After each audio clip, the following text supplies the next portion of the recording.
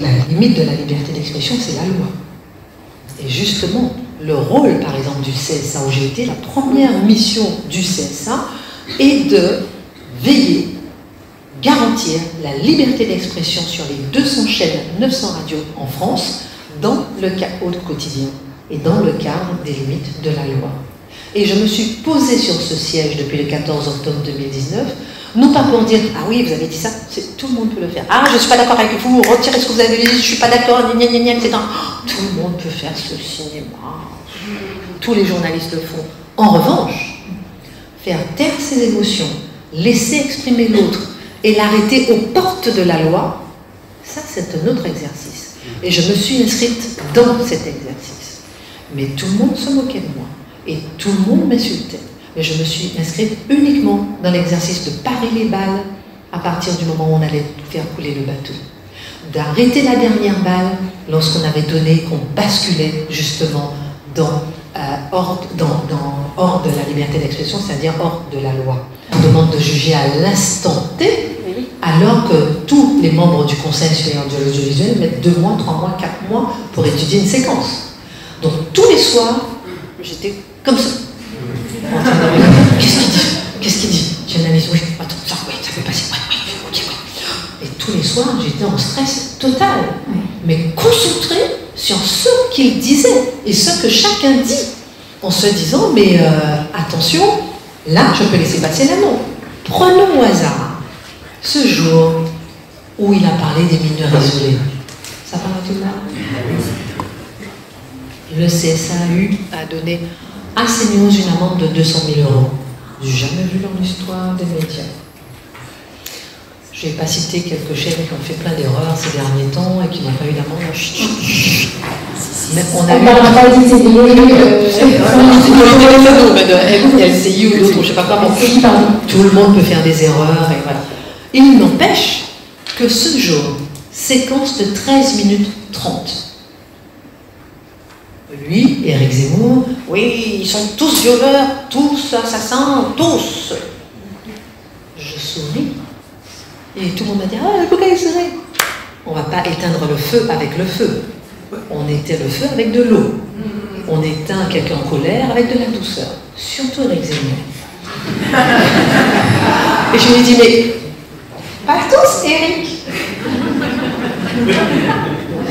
Il sait que quand j'interviens, c'est que, justement, c'est sur la liberté d'expression. Et là, oui, Christine, tous! Pas tous, Éric. Oui, tous! Vous êtes sûr, là? Ce sont des propos qui vous engagent. Pas tous. Vous avez raison, Christine, pas tous. Il a dit 3 fois. J'ai réussi, en restant calme, en souriant, avec ma façon de faire, qui évidemment n'est pas peut-être comme les autres, mais je sais qui est Éric Zemmour.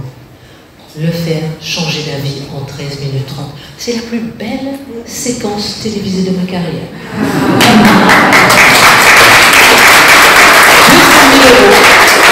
000 €, le prix de la liberté d'expression.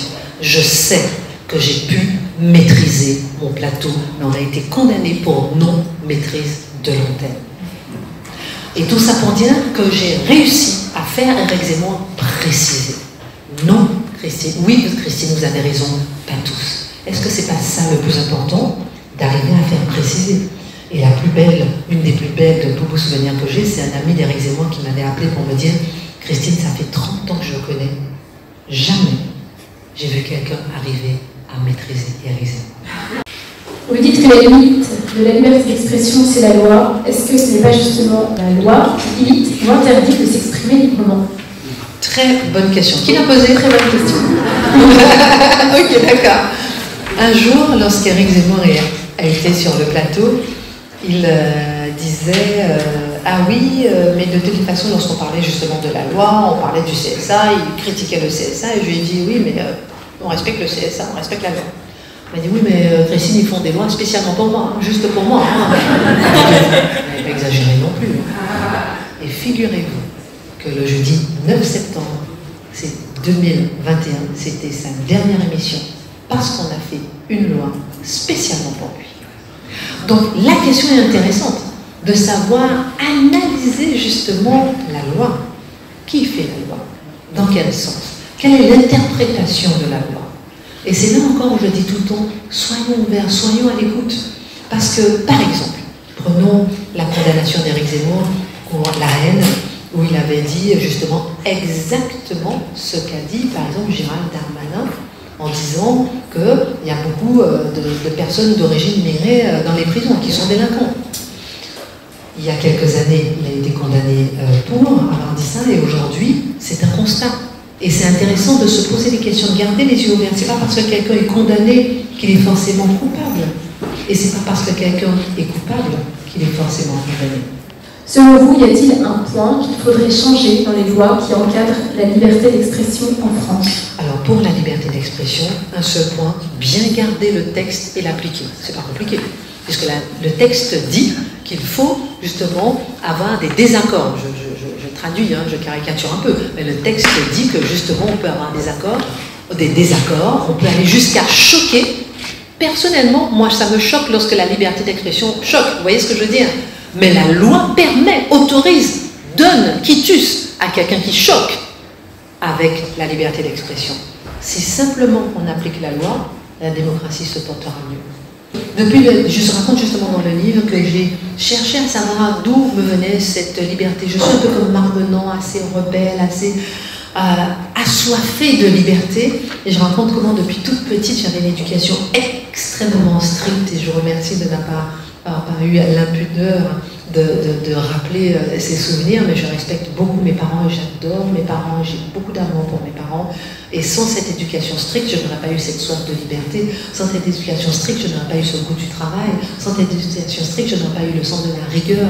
Donc c'est pour ça que je dis toujours que l'important est qu'est-ce qu'on fait de ce qu'on a eu, mais je dis surtout que ma soif de liberté, je l'ai découverte depuis quand j'étais toute petite, et après liberté géographique, liberté tout, et puis le summum de la liberté, c'est la liberté d'expression, la liberté de penser.